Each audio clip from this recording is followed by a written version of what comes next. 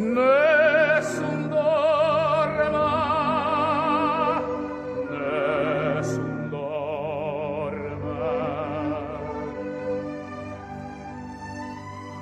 Tu pure, o principessa,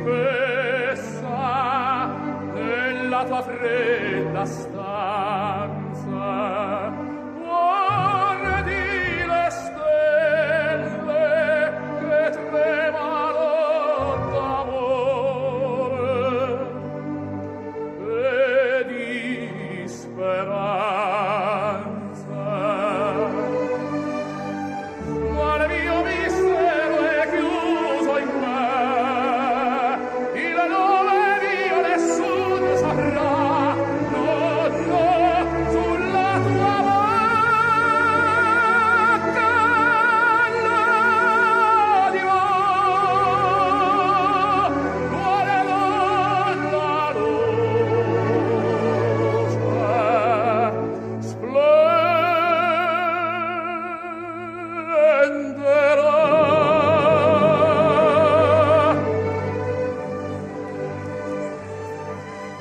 Ed il mio bacio Your Royal Highnesses, Your Highnesses, Your Excellencies, distinguished guests, ladies and gentlemen, this next moment is the continuation of a journey that began in Riyadh 6 months ago and now moves forward here in Washington, D.C.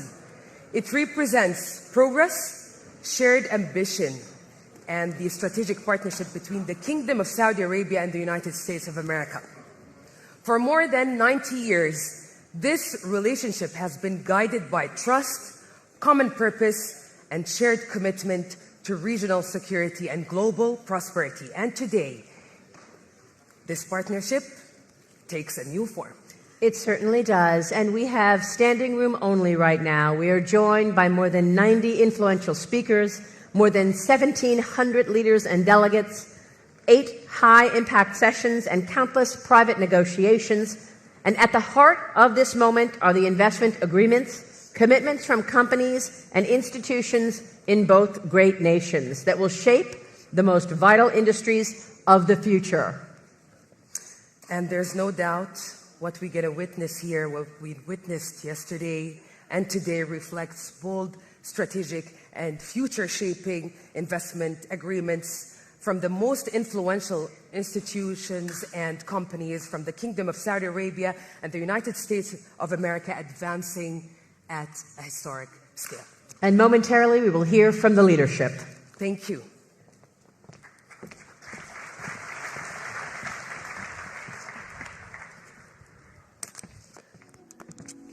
And I still need your love after all that I've done. You won't believe me. All you will see is a girl you once knew, although she's dressed up to the nines, at 6s and 7s with you. I had to let it happen. I had to change. Couldn't stay on my life down at here, looking out of the window, staying out of the sun. So I chose freedom, running around, trying everything new, but nothing impressed me at all. I never expected it to. Don't cry for me, Argentina. The truth is I never left you. All through my wild days, my mad existence, I kept my promise. Don't keep your distance.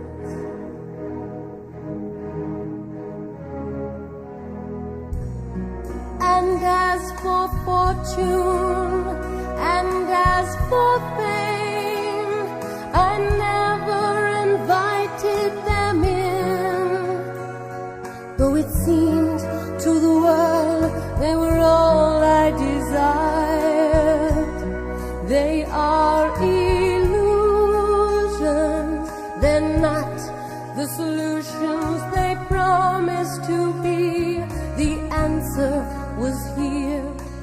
all the time. I love you and hope you love me. Don't cry for me, Argentina.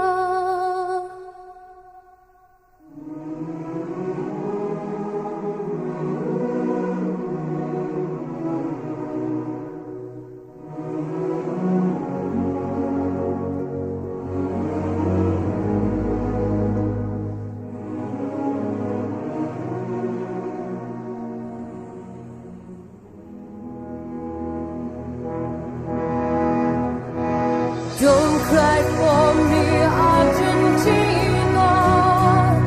The truth is I never left you. All through my wild days, my mad existence, I kept my promise. Don't keep your distance. Have I said too much? There's nothing more I can think of to say to you.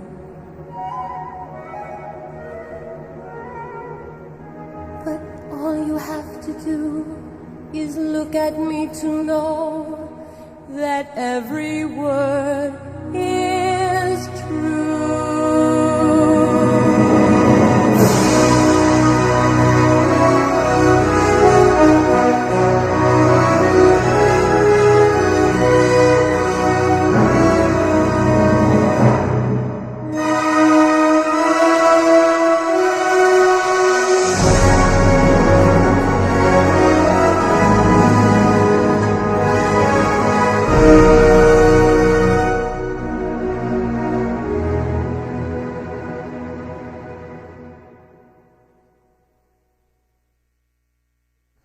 I've paid my dues, time after time. I've done my sentence, but committed no crime. And bad mistakes, I've made a few. I've had my shells and kicked in my face, but I've come through. I need to go on. We are the champions, my friends, and we'll keep on fighting till the end. We are the champions. We are the champions. No time for losers, 'cause we are the champions of the world.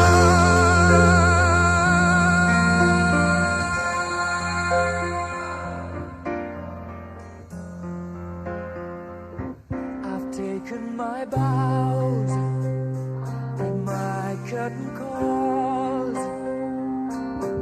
You brought me fame and fortune and everything that goes with it.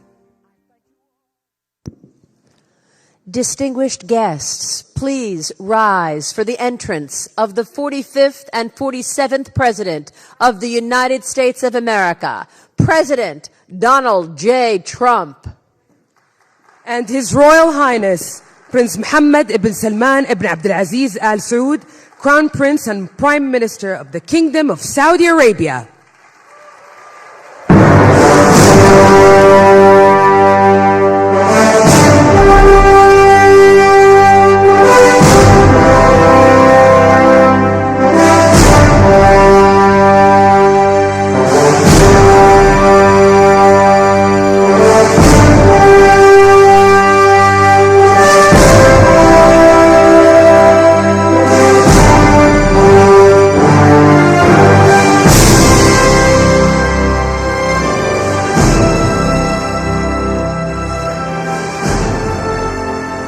Your Royal Highness, we now invite you to deliver your remarks. The floor is yours. سمو سيدي الكلمة لك. فخامة الرئيس دونالد ترامب، الحضور الكرام، يسعدنا نلتقي بكم اليوم في واشنطن بعد 6 أشهر من انعقاد منتدى الاستثمار السعودي الأمريكي في الرياض، الذي انعقد خلال زيارتكم فخامة الرئيس، حيث وضعنا الأسس لشراكة تقوم على النمو والتنويع الاقتصادي والابتكار، كما وقعنا وثيقة الشراكة الاقتصادية الاستراتيجية بين بلدينا في خطوة تاريخية لترسيخ التعاون الاقتصادي. واليوم يسرنا توقيع اتفاقيات ومشروعات استثمارية جديدة تتضمن قطاعات الدفاع والطاقة والذكاء الاصطناعي والمعادن النادرة والقطاع المالي، مما سيسهم في توطيد فرص وتوظيف فرص وظيفية كثيرة في بلدينا والنمو الاقتصادي في بلدينا. ونتطلع إلى أن يسهم هذا المنتدى لتعزيز العلاقة التاريخية وتطوير مسار الاستثمار بين بلدينا بما يواكب طموحاتنا، وادعوكم إلى اغتنام الفرص الجاذبة التي توفرها الشراكة السعودية الأمريكية، واشكر فخامتكم على اهتمامكم بتعزيز الشراكة الاقتصادية والتي نثق أنها ستشهد نمو غير مسبوق خلال السنوات القادمة. شكرا فخامتكم.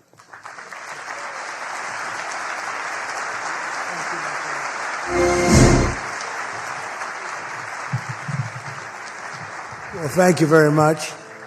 And it's great to be here today at the U.S. Saudi Investment Forum. Great group of people.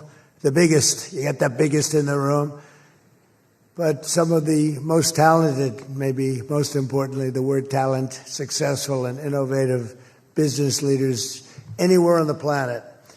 Whether you have come from near or far, we're delighted to have you invest right here in the hottest country anywhere in the world. Every leader is saying the United States we're the hottest country in the world.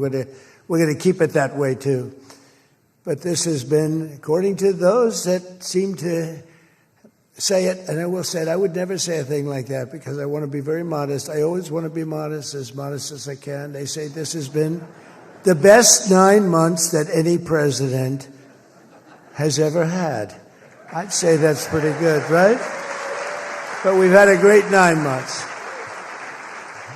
Now we have to do it more than a few more times. We just have to keep it going. We'll keep it going. I want to thank my friend, a great gentleman, Crown Prince Mohammed of Saudi Arabia, for his bold leadership and deep commitment to the ties between our two countries. Thank you. Thank you. Great gentleman.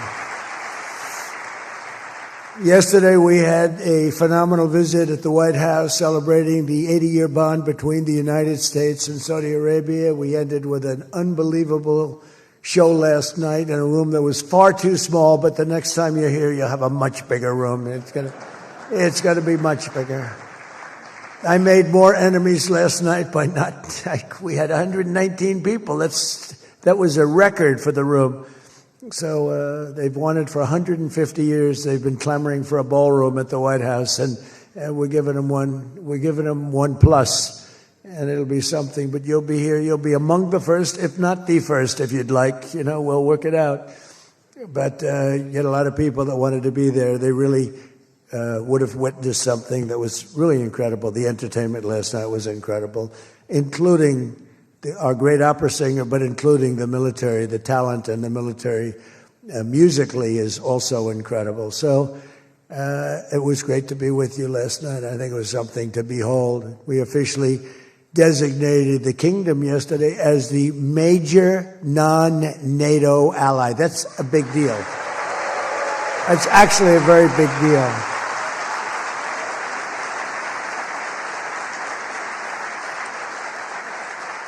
Great honor. That happens seldom, very seldom, if at all. So I just want to congratulate you on that. That's a sign of trust. We signed a historic strategic defense agreement yesterday also, and that's something that is likewise very rare, and it's a very honored company that you're in. And we're going to be selling Saudi Arabia some of the greatest military equipment ever built. We build the best military equipment in the world by far. That's why we do the most business, including nearly 300 American-made tanks is what you're buying, among many other things, the airplanes, and we're working on getting that approved very quickly. It's already approved, but don't worry.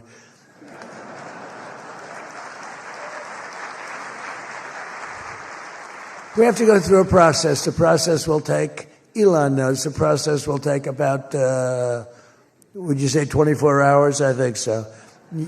You're in good shape, very good shape. The partnership between our two nations is among the most consequential in the entire world, and together the Crown Prince and I are making an alliance stronger and more powerful than it's ever been before. We've had good relationships and frankly not good. You didn't have a good relationship with Barack Hussein Obama. You didn't have a good relationship with sleepy Joe Biden. But you had a great relationship with me, and now it's as good as it was, and probably even better if you think about it, because we took the dark cloud away from your country. It was called Iran and its nuclear capability, and we obliterated that very quickly and strongly and powerfully. But that was a real cloud over the whole Middle East, and now they want to make a deal. They want to make a deal. They want to see if they can work out a deal with us, and we'll be doing that probably. But that was a terrible cloud that you had to live with for a long time. 22 years they were thinking about doing that, the B-2s. That was even before the B-2s. Those B-2s, what machines they were, they flew in, they were undetectable, and they dropped their payload, and every single bomb hit its exact mark, which was a shaft going deep into the mountain. And every single one of them hit, and it was total obliteration. And then I was criticized by some of the fake news for saying the word obliteration was too strong, perhaps. They had no idea. Nobody saw it. 3 days later, when the Atomic Energy Commission went, they said it was total obliteration, beyond obliteration, they said. But they want to make a deal. We'll see what happens. This week, our countries also signed groundbreaking agreements on civil nuclear energy, critical minerals, and artificial intelligence. And I want to congratulate a lot of the great American leaders, business leaders that are in the room. And you'll do a great job for Saudi Arabia and for a lot of other people in the room that are buying your product, taking your product, and using your product. All of that is in addition to the $600 billion investment in the United States that Saudi Arabia announced during my unforgettable visit there last spring. Well, I said, could you try and get that up to $1 trillion? And yesterday, the Crown Prince announced that the number that they'll be investing in the United States is $1 trillion. So that's really an honor.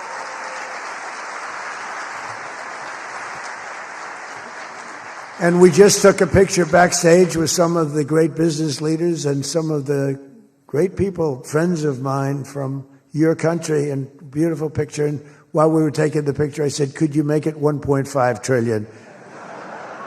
So he's got something to think about. I don't know. We'll get something. I think we'll get something, Scott, right?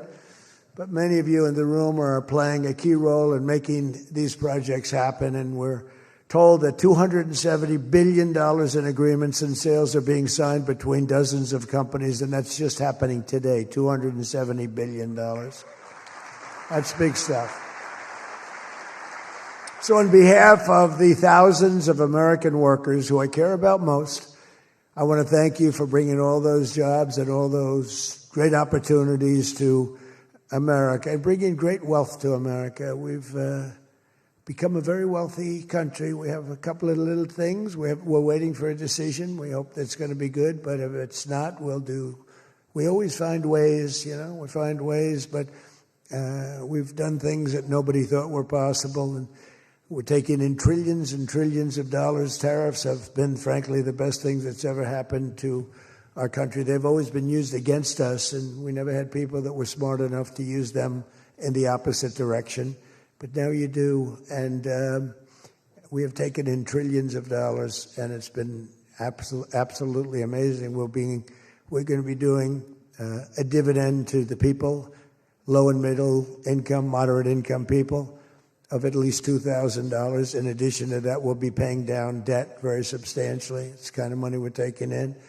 And really, countries that took advantage of us are no longer taking advantage of us. Friends, some of our friends treated us far worse than our enemies on trade anyway, and we've got that all straightened out. And everybody's happy. They respect us again. It's like one of those things. I think they like us better, and they actually respect us, and it works out much better for us, too.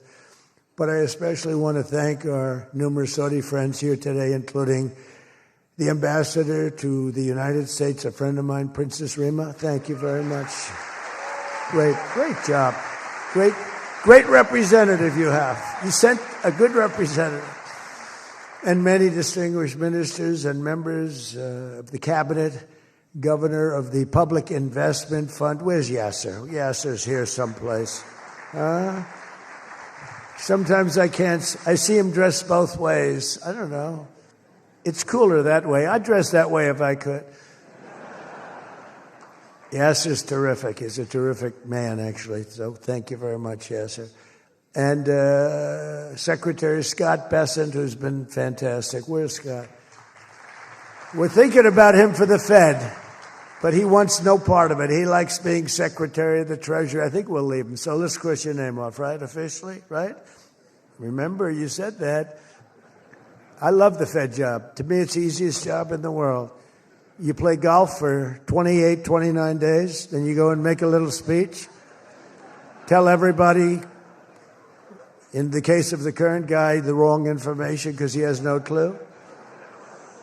But if you have good instincts, it's all based on instincts. I see they want to hire 3,000 economists, 3,000, to report to the Fed chairman.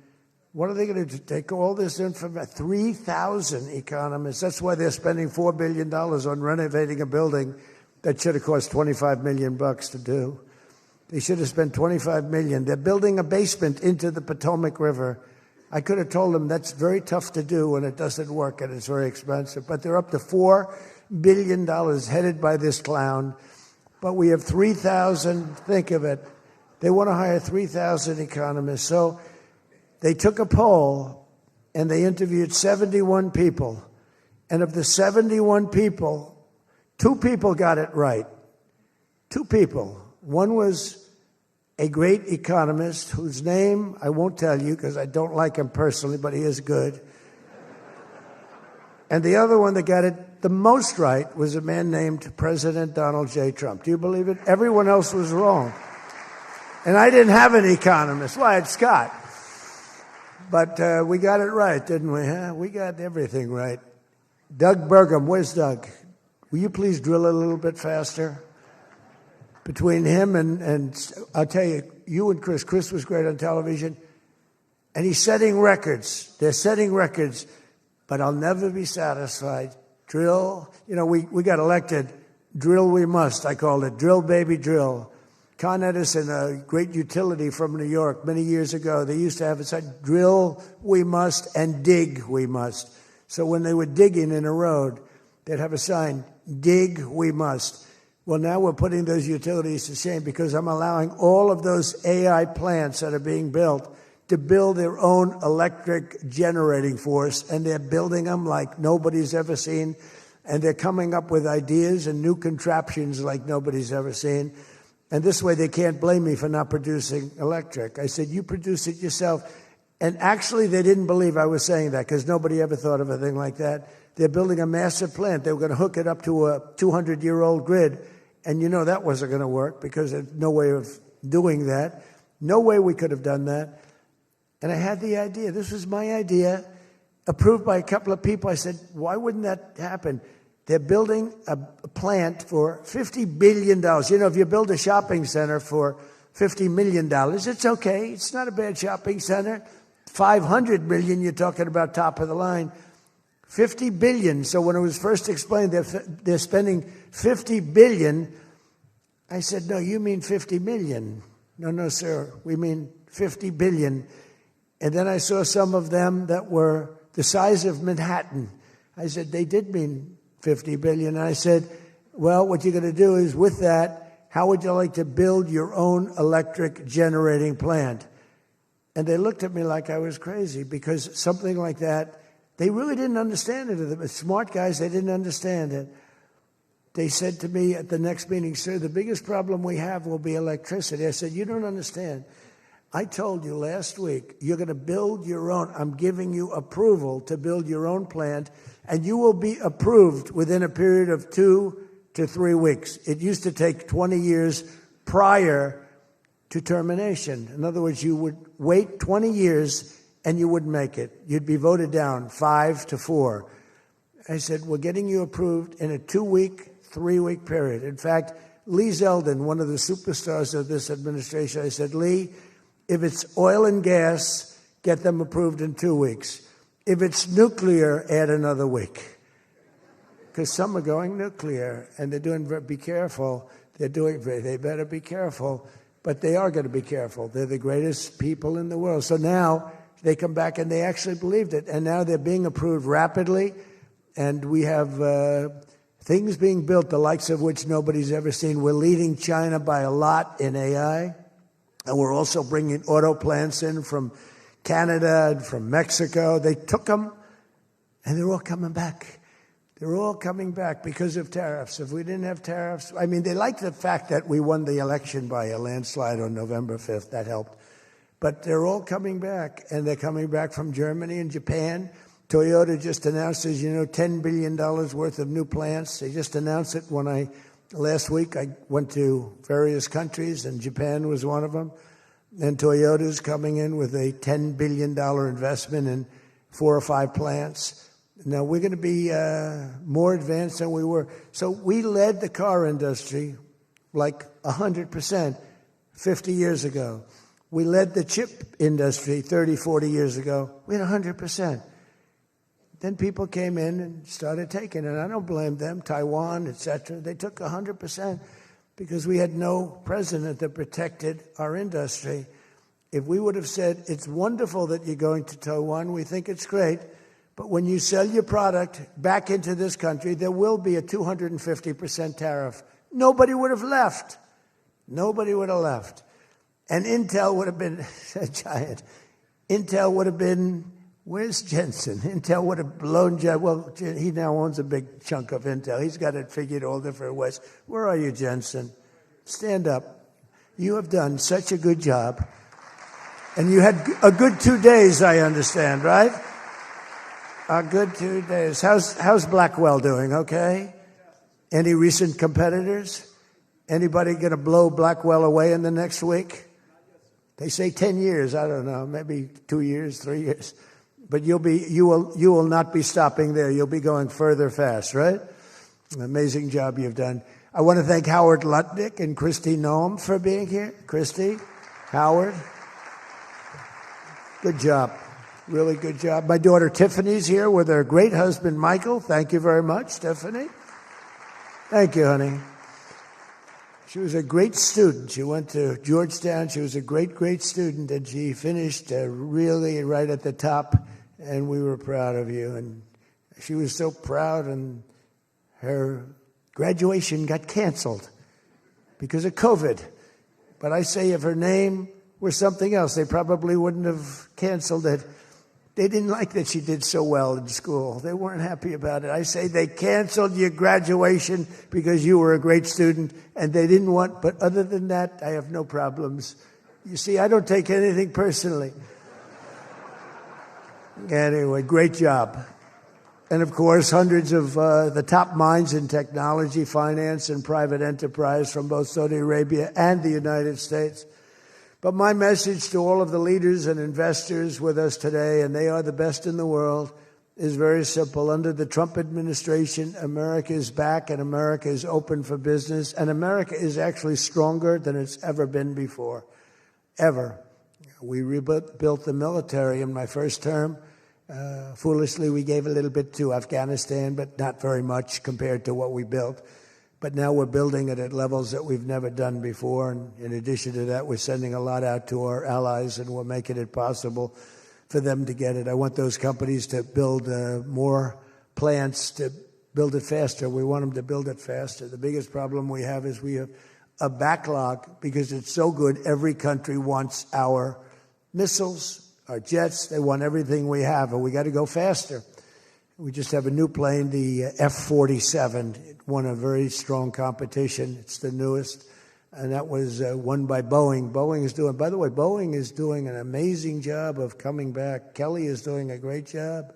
They're really moving, and it's really great to see. But they won the competition for the jet fighter, and they say it reaches levels that has never been reached, both in terms of stealth and speed and everything else that they go by.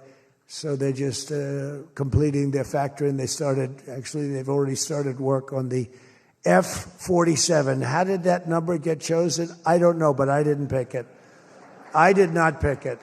It was said, "Sir, we'd like to present you with the F-47. I said, "That's an unusual number. How did you pick that number?" After 4 years of economic nightmares under the previous regime, sleepy Joe Biden, he's a sleepy guy, wasn't he? Think he would have been here today? I don't think so. Americans have rejected the failed, and they were really failed, far left models that you were looking at of high taxes and massive spending, soaring costs, crushing regulations, and trillions of dollars in green new scams. Everything was a new scam, green, green, green. Look, I'm all for the environmental everything. I'm all for climate change. You know, they have new word, climate change. It used to be global warming. It's global warming. Well, that didn't work because it started coming down. They did the global cooling thing. Then they just said, we can't keep up with this. It's too much. So we'll go, perfect words, climate change. They're covered. If it rains, if it snows, if it's warm, it's climate change is destroying the world. Remember? The world was supposed to have been gone 2 years ago. They gave us 12 years, Howard, to live, right? 12 years. But that was 14 years ago. The world was going to burn up, but it got actually much cooler. They know these people. It's a little conspiracy out there. We have to investigate them immediately. They probably are being investigated. Their policies punished success, rewarded failure, and produced disaster, including the worst inflation in our country's history. We had the worst inflation in history, and now we have a beautiful normal inflation. It's going to come down over the next few months a little bit more, but we have a nice normal inflation. We had the highest inflation in the history of our country. 9 months ago, our country was dead. But now America is the hottest country anywhere in the world. We're the hottest country. I don't care what country you're with. America is the hottest country considered. And we did this in a period of 9 months. We're a little longer than that, but it took me about 2 weeks to get started. We're rewarding those who build and create, invent, and invest in the USA. And you know, our big, I call it the great, big, beautiful bill. It's the biggest bill ever passed in the history of Congress. And Scott and I and all of us, we sat down and we said, let's do it, along with the Speaker and John Thune and everybody. Said, let's do it all in one bill. And a lot of people were they said, you'll never get it approved. And we didn't have a huge majority. We had a huge presidential win. We won everything. We won all 7 swing states. We won the popular vote by millions. We won everything. But the one thing, we won one, it's called districts. The country has districts, and we won in terms of districts 2,750 to 550. And that's why when you see the map of the election, it's the whole country, it's all red, and it's pretty amazing. 2 little blue streaks on the right and on the left, and they're very little and getting smaller. But it's been pretty amazing. But in 4 long years, Joe Biden secured less than $1 trillion. In 9 short months, I've secured $18 trillion to rebuild our factories, create hundreds of thousands of jobs, and bring back those beautiful words, made in America. So think of that. He did less than $1 trillion in 4 years. And in 9 months, we've done more than $18 trillion, okay? That's called success. And we think that by the end of the first year, it'll be over $20 trillion. So, and thank you very much. You helped with that little boost you gave us, that little increase. We appreciate it so much. We appreciate you. So it's just one example. Under the deals being signed this week, workers at GE Aerospace, I think he's here. Where is he? Stand up. What a job you've done with your new engines. And where are you? You're there. It's not a very good location for you. I thought you have been amazing. Great new engine that's supposed to be more efficient, more powerful, and less costly. That's not a bad combination. But GE Aerospace will soon be delivering dozens of new airplane engines for 787 Dreamliners in Saudi Arabia's commercial fleet. Big order. It was a big order just secured. Every new job and every new factory created by these announcements builds up our middle class and it really strengthens the industrial backbone of America. And, I view it differently. I used to view it as it's great, great, great. The stock goes up. I view it, everything is jobs now because I don't care. I care about jobs. And we have more jobs. It was just announced. We have more jobs right now than we've ever had in the history of our country. Those are big numbers. It's like crazy. It's just a great stat. More jobs today than we've ever had in the history of our country. And we're going to be producing a lot more are coming. In my first term, we built the greatest economy in the history of the world, and now we're do it again. But this is really bigger and better and stronger. The first term, we had what was considered the best economy that any president has ever had. That's nice. And we got hit with COVID, remember? And we did a great job with COVID, but that was a horrible thing for the whole world. The whole world suffered. Your country suffered. Everybody suffered. And despite that, we had the greatest economy. And before that, forget it. We blew it off the charts. I'll never forget, I met with pollsters the day before I got the news about COVID, but I met with two pollsters because we were starting to think about the next election. They said, sir, if George Washington and Abraham Lincoln came back from the dead and they aligned and they went for the president, vice president as a combination, you'd be beating them by 25 points. And then the next day I was told that something strange is happening. There's a lot of death being reported in a certain country. I won't tell you which one because that country is well represented here. But you know which one. And thousands and thousands of people are dying. And I said, that's strange. What would that be? And it turned out to be a disaster for the world. There's, nothing has been seen like that since 1917. I always thought that when I heard pandemic or anything you want to call it, but I always thought that was like an ancient phenomena, that could never happen in modern times, but it did. But we did a great job with all of the things that we did with the vaccines, with the so many of the drugs that we came up with, making you better. Regeneron, as an example. Regeneron was fantastic. I give them great credit for what they did. But we did great, and then we started doing the gowns and the masks and the goggles and the ventilators. We were sending ventilators all over the world. We became the king of ventilators. But what a period of time that was for all of us. But despite that, we had the greatest economy in the history of our we had the greatest economy in the history of the world. And I'll tell you, it was an amazing time. But this looks like it's going to be blowing it away, because when these plants, which are being built now, and many are going to be started very shortly, many, but when they open, we're going to see numbers the likes of which nobody's ever seen before. And, in some cases, you're building extremely complex plants. You're building plants to make computers and to make telephones, to make a lot of different things, missiles. But you're building plants that make things that are very very detailed, and you have to have great knowledge. And you're coming here and you find, if we don't have people that did that before, we are allowing you, and I may take a little heat. I always take a little heat from my people, the people that love me and the people that I love. They happen to be toward the right of center, toward the right. Sometimes they're way right. But if you have to bring people to get those plants opened, we want you to do that, and we want those people to teach our people how to make computer chips and how to make other things. You can't come in, and I'm explaining, you can't come in, open up a massive computer chip factory for billions and billions of dollars like is being done in Arizona, and think you're going to hire people off an unemployment line to run it.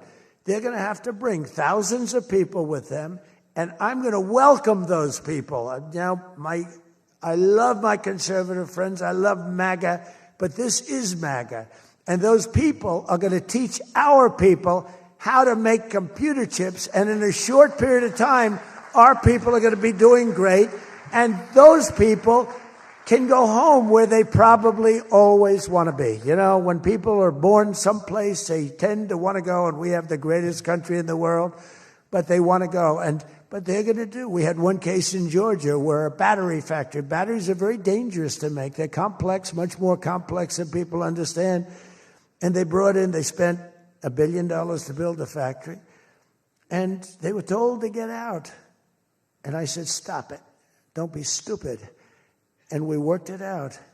And now they're teaching our people how to do it. But they're going to have to spend, Jensen, I don't think you can open up a big plant with your friend from Taiwan where we're going to have 40 or 50% of the computer chip business at I don't think you can do that with people that don't even know what a chip looks like. Do you agree with that? So somehow, the people that are against this are really, really smart.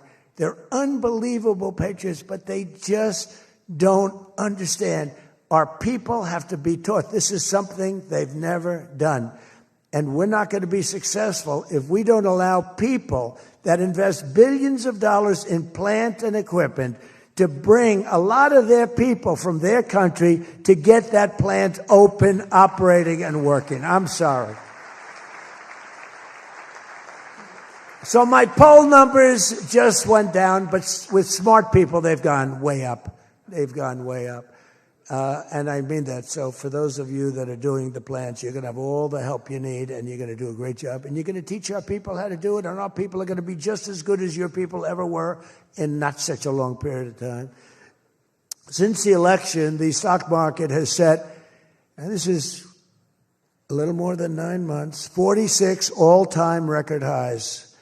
And the growth is now amazing, and it's lifting up the Americans and American economy like nobody's ever seen before. It's the biggest. There's never been a period of time like this. Wages for hourly workers are rising at the fastest pace in 60 years, and real wages for construction workers are up $2,200 a year, and that's good, and that's spending. They're going to spend. They're going to buy many of the things that you're making. In 9 months, we've lifted over 600,000 Americans off food stamps, and that's happening rapidly. When we had the problem 2 weeks ago on the SNAP, and they talked about all of this, the numbers. So when I left, which was a rigged election, by the way, but that's okay. They used to go crazy. I'd say rigged election. Oh, nobody complains anymore because now they realize it was, and it's been proven, and it continues to be proven. But when I left, that number was $7 billion. Now it's $47 billion. That's Biden.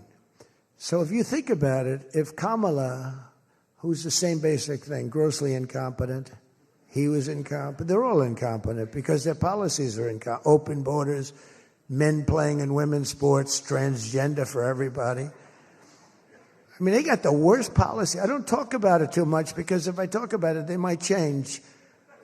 So, no, I don't talk about it. I tell people, don't talk about it. Wait till 2 weeks before the election and hit the hell out of them. Right? We talked about that, right, Elon? He said, we wait 2 weeks before. It's almost like you're at a war. Don't shoot yet. Don't shoot. Hold your fire. The enemy's rushing. Hold your fire. Don't shoot. Okay, now you can go. 2 weeks before. But I watched a guy the other day, a congressman, fighting for men playing in women's sports. And the new weightlifting record for a certain weight was just set. The man was 119 pounds higher than a woman champion who was a phenomenal champion. Beat her by 119, and he was an average lifter prior to transitioning. A lot of the Saudis are sitting here saying, what the hell is he talking about, transition? They don't do a lot of transitioning. They're sitting here, the Saudis are saying, what is he talking about? They're saying, what do you mean women are playing against men? No, that doesn't happen, does it? Yeah, it does. These people are crazy.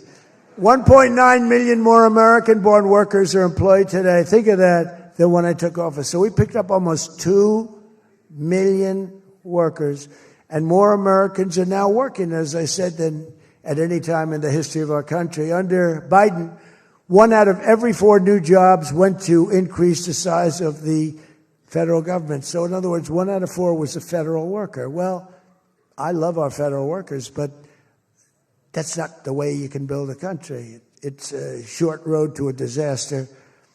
Under my administration, 100%, think of that, of all new jobs created came out of the private sector. In fact, the federal government, we cut thousands and hundreds of thousands of jobs out of the federal government. Now, if I wanted to do something for purely political reasons, I'd say, Susie, let's hire a couple of million federal workers. And you know what happened? Unemployment is unbelievable. We don't do that. They did that. They used to hire workers in order to fudge up the numbers. The federal workers. By the way, Susie Wiles, most powerful woman anywhere in the world by the biggest, most important magazine. Susie Wiles, she had a father, Pat Summerall, the great announcer, football. He was a great football player, became an even greater, the voice of the NFL, and he was supposed to be a tough cookie, and I believe it 100%. Most powerful woman in the world. She can take out a country, take out a country with one phone call. That's power. I don't know if I could do that, but she could. Thank you, Susie. Do you feel good about the job you're doing? Huh? She's never going to be satisfied. She's doing a great job. We're also making incredible strides to make America affordable again. That's a new word that they're using. Affordability, they talk.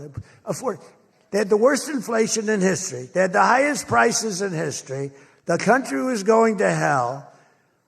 The only thing that we're going up in is our stock market, okay? The only price that we really have, I mean, we're bringing prices down, but they came up with a new word, affordability. And they look at we are all about affordability, and everyone assumes that that meant that, no, their prices were high. If you look at the numbers, since I took office, core inflation is now below 2.7%. It was at numbers that nobody had ever seen before with them. Walmart just announced that the cost of their standard Thanksgiving meal is reduced by 25% this year from last year. So they look, the Democrats, I don't know, some of you are probably liberal Democrats. I don't know about in your country. I don't know if you know that word, liberal. The word liberal doesn't exist. But they have a new word now. You can't use liberal. You have to use the word progressive. And I don't like using it. It's a beautiful word, progressive. Progressive, that's not them. They're regressive. No, they're regressive. Think of it. So if I don't get in, we have $20 trillion. Let's say she gets in. Instead of $20 trillion, you'd lose $10 trillion, and your welfare and other benefits would go up by 30%. Look at SNAP. Look at what happened there. From 7 million to 47. From 7 billion to 47 billion. It would be that. So we would lose business. Countries and companies and people would flee our country. They would flee. And all of the other things would go up. In other words, would end up with a shell of a country. And I'm being nice when I use the word shell. This country would have been in big trouble. And I don't want to get him in trouble, but that gentleman right there, the most respected man in the room, that's today because we're here. Most respected man, I have to say that. Don't worry, when I'm with other countries and the leaders sitting there, I say the same about them. Don't worry. Don't get carried away. No, the most respected, one of the great leaders, he told me when I was in his country, he said, and I use it all the time. Sometimes I refer to him because I have great respect for him. I figure it sells better. But he said exactly these words. He said, it's amazing what you've done. 1 year ago, your country was dead. And now you've got the hottest country in the world. You were the first one that said that. And I've used your name hundreds of times. I use your name, I say, that King of Saudi Arabia said. But anyway, but it's true. We were a country that was in really bad trouble. We were a country that would have been dead, I believe, within a year or 2 years after the election. We were headed in a very bad direction. And now we're headed in the best direction, I think, that we've ever been headed. According to the USDA, Turkey is down, think of that, 33%. And I'm not talking about the country of Turkey. He's doing fine. Erdogan is doing good. Just want to, I don't want him calling me. I'm not down 33%. He's a friend of ours. We got to take care of our friends. Since March, egg prices are down 86%. Think 86%. Many other prices are down in a similar number. When I first came into office, my first 3 days I had a news conference. And they started screaming at me. Those people, that's a lot of people back there. Look at all the fake news. They started screaming at me, eggs, eggs. I didn't know anything about it. I said, what's going on with eggs? They're up quadruple. I said, I've only been here for 3 days. And we'll work on it. And we got them down very substantially. They said, don't buy eggs for Easter. At the White House, we have an Easter egg hunt. We buy thousands of eggs. The people come from all over, thousands. They asked me, sir, would it be possible this year to buy plastic eggs? I said, I'm not buying plastic eggs. The kids are going to pick up an egg. They're going to, what the hell kind of an egg is this? And we bought maximum number of regular eggs, and we got the prices. Brooke Rollins did a great job, Department of Agriculture. She did a fantastic job. And eggs are way down now. Mortgage rates are down despite the Fed. Scott, you got to work in this guy. He's got some real mental problems. No, there's something wrong with him. It's just sweet. I'd be honest, I'd love to fire his ass. He should be fired. Guy's grossly incompetent. And he should be sued for spending $4 billion to build a little building. I'm building a ballroom that's going to cost a tiny fraction of that, and it's bigger than the whole thing put together. You got to work on him, Scott. The only thing Scott's blowing it on is the Fed. Because the Fed, the rates are too high, Scott. And if you don't get it fixed fast, I'm going to fire your ass, okay? I can't tell you, Scott, sir, don't fire him. Sir, please don't fire him. He's got 3 months to go. Don't fire him. I want to get him out, Scott. Please. He's the voice of reason. You're very lucky you have him, I'll tell you that. You've done a good job. I think Howard's a little bit more for firing him. Right, Howard? I think Howard would say, get him the hell out of there. Anyway, well, congressional Democrats wanted the largest tax hike in history. They wanted to raise your taxes by 42%, 44%. I proudly gave you the largest tax cuts in American history. Don't forget, the great big beautiful bill doesn't kick in until January 1st. So all these numbers that you're reading about, all these great numbers, that's without the tax cuts. The tax cuts take effect on January 1st, and that's no tax on tips, no tax on overtime, and no tax on Social Security for our great seniors. Even people that go buy a car, they've never had this. You know, middle-income people don't know what the word deduction is. They don't know. This room, they live on deductions. Me too. How much of a deduction do I get? We all live on it. Middle-income people, they don't know about that. They don't really have deductions. We're giving them a deduction on the interest if they buy a nice Tesla car and they borrow the money. You're so lucky I'm with you, Elon. I'll tell you, has he ever thanked me properly? Although I do let him buy other than electric cars, but these are minor details. You know, we had a mandate, which even Elon thought was ridiculous, that everybody has to have an electric car by 2030.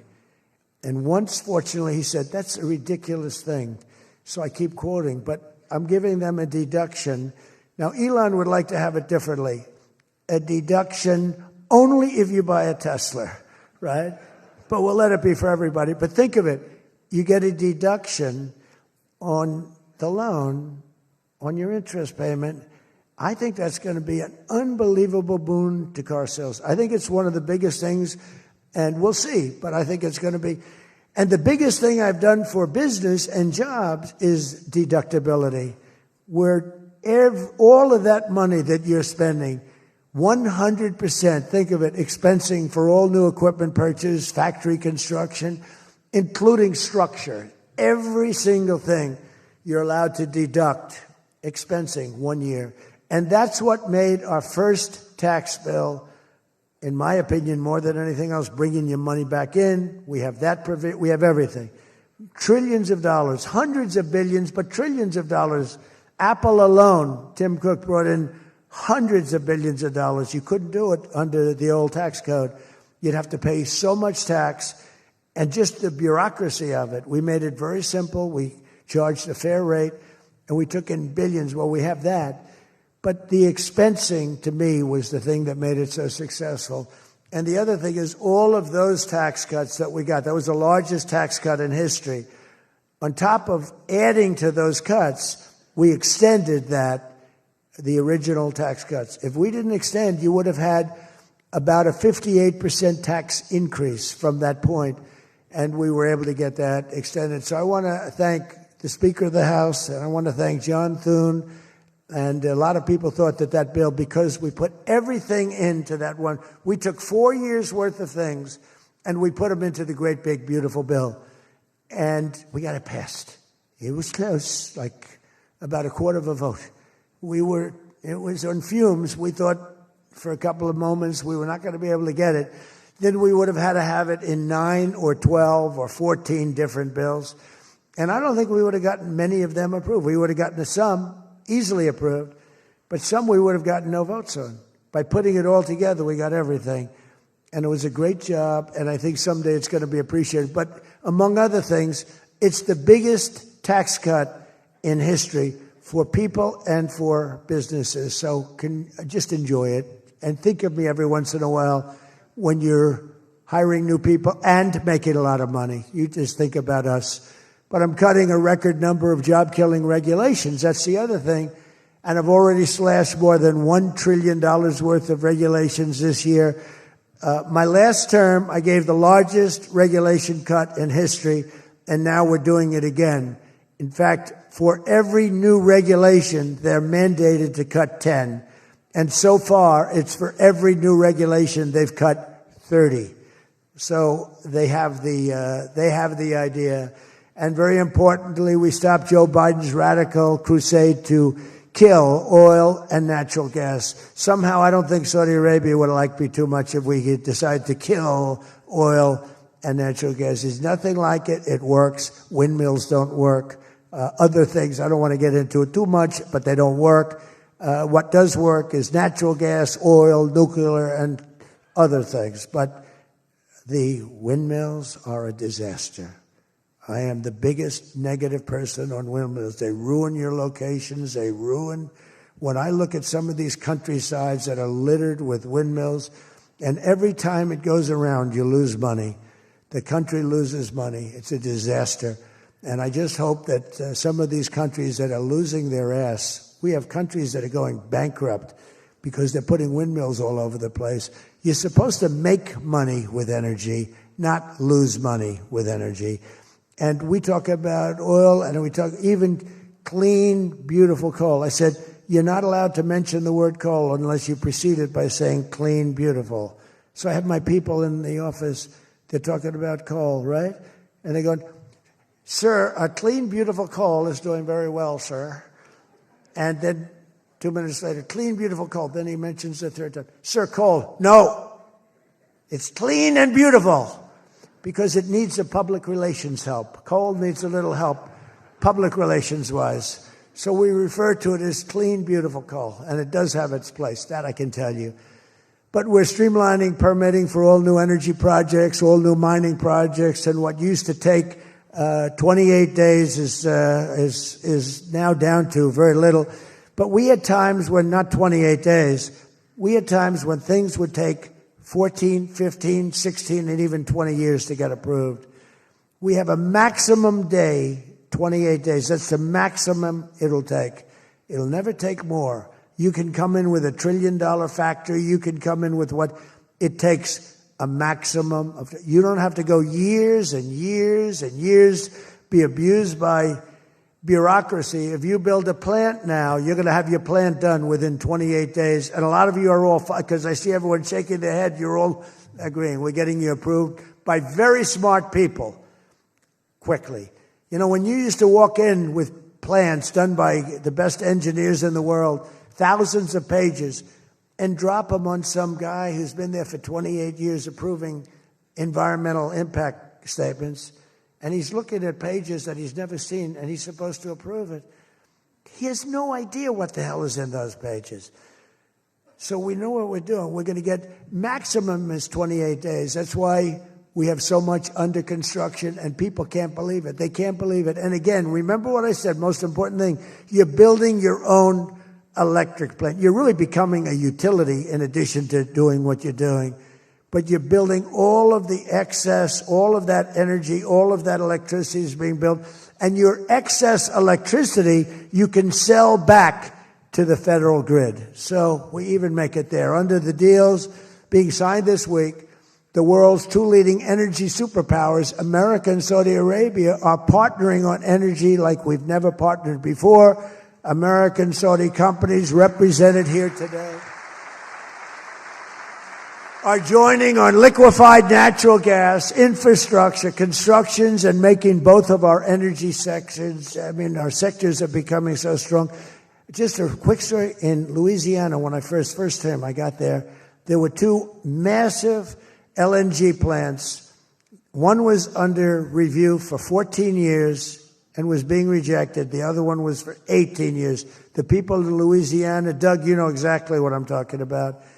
And one was $20 billion, one was $24 billion, like the biggest things, like 3 Empire State Buildings lying on its side. It was massive. And I said, whatever happened with those plants? Well, sir, they're under review. How long has it been? 14 years and 17 years. And they had given up. Massive investments were being made by other countries and the richest people. They couldn't get them approved. I got myself involved. Right, Doug? The first one I got approved in one day. The second one, I got a little cocky. I took my time. It took me 1 week. And they're both operating today, and they're tremendously successful. I got one. Think of it. After 14 years, I was in office. I got involved. I got it done in 1 day. And it's been a tremendous success and made a lot of money for our country and for a lot of other people. And the other one took 1 week to get done. That one was under review, I think, for 14 or 15 years, both of them.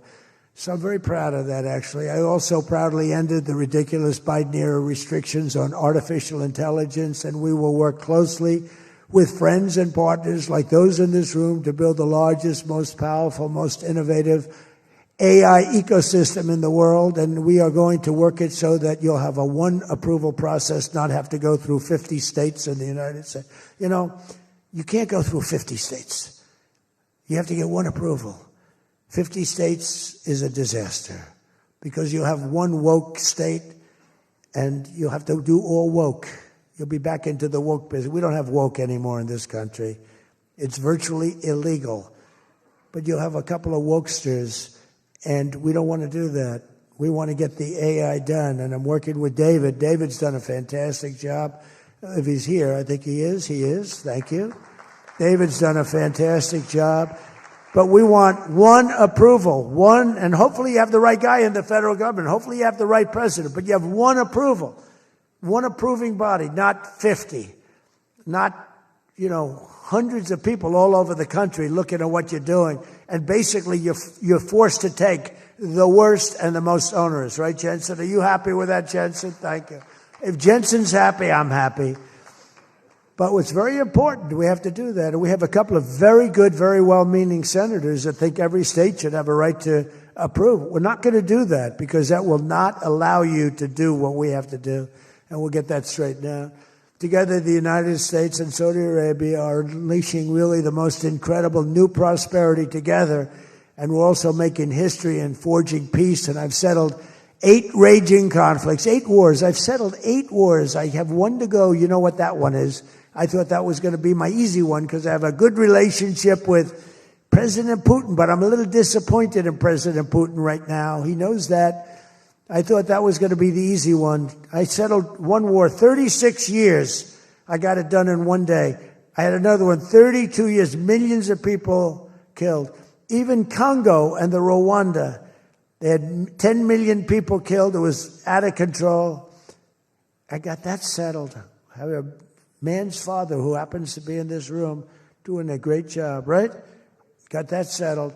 I settled 8 wars.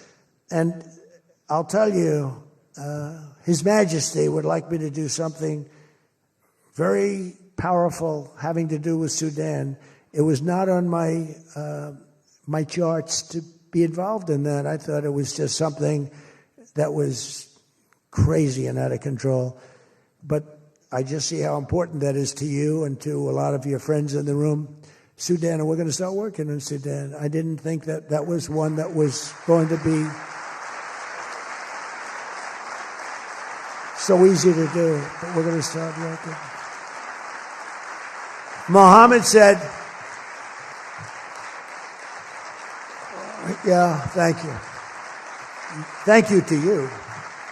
No, it wasn't on my charts because I'm good at settling disputes, and I've always been. I've done very well with that over the years, even before this. But I was talking about the different wars, and look, India, Pakistan, they were going to go at it, nuclear weapons. I said, that's okay, you can go at it, but I'm putting a 350% tariff on each country. No more trade with the United States.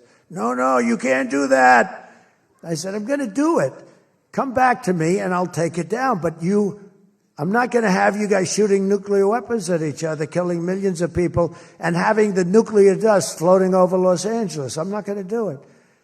They said, we don't like that. I said, I don't care if you like it or not. So I was all set. I told Scott, 350% tariff to settle that war. If you don't, we'll make a nice trade deal. They were in the midst of a deal. Now, no other president would have done that. Another guy would have, like Joe Biden, doesn't even know what countries we're talking about. He wouldn't have any idea. There'd be no tariffs, no nothing. Just the whole world would go to hell. But no, I used tariffs to settle all these wars. Not all of them. 5 of the 8 were settled because of the economy, because of trade, because of tariffs. So I did this. But, and then, I'll tell you what, the Prime Minister of Pakistan called me. Thank you very much. He actually said, I saved millions, and he said it in front of Susie. He said, President Trump saved millions and millions of lives. He doesn't even know that, but he saved millions of lives, and he talks about it. And I got a call from Prime Minister Modi saying, we're done. I said, you're done with what? We're not going to go to war. I said, thank you very much. Let's make a deal. But I saved a lot of people, millions of people, on many other wars.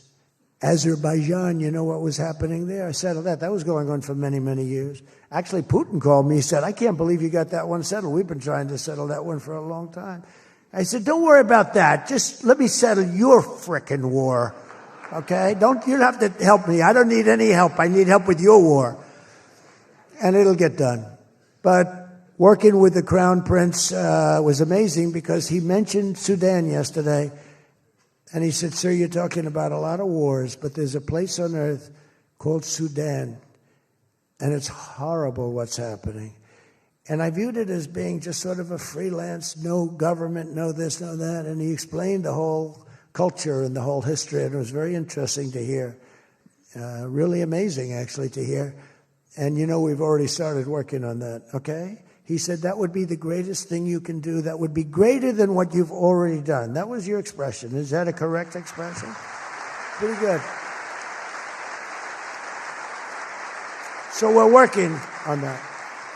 We started about 30 minutes after you explained to us the great importance of that. I view it differently now than I did just a day ago. But we also, as you know, we had a historic ceasefire. We ended the war in Gaza. And 2 days ago, incredibly, the United Nations Security Council backed the Trump peace plan. And we have a great peace plan. We have peace in the Middle East. This is a strong peace, too. They say, oh, it's tentative. It's not. This is a very strong peace. We have 59 countries signed on.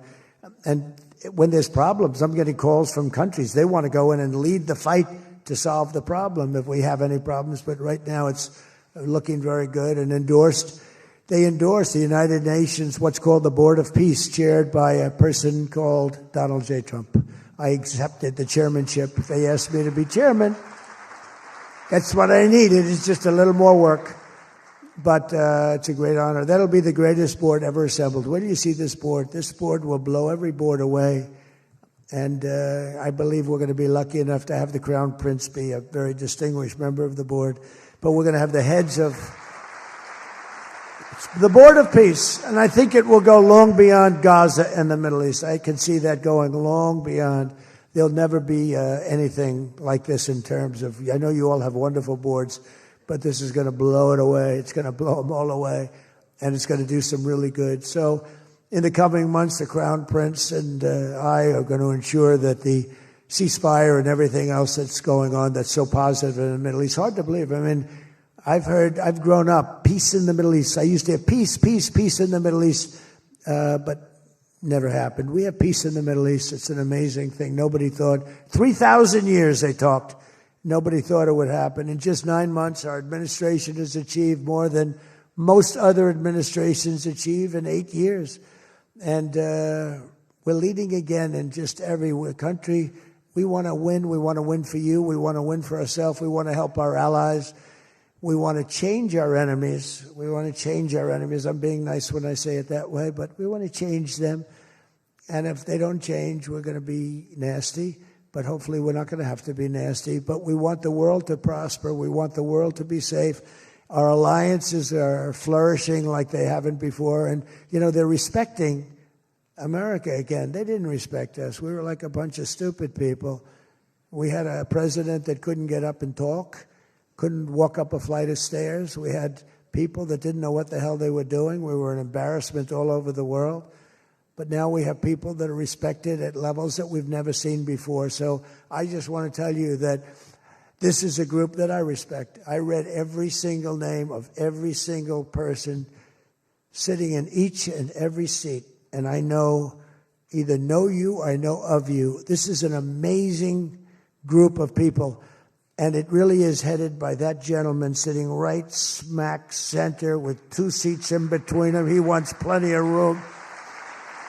And he's going to be the king of Saudi Arabia right now. He's the most distinguished gentleman. He's my friend. And thank you very much for what you've done for us, and we will always be with you. Thank you, Mohammed. I appreciate it. Thank you, everybody. Thank you very much. Thank you.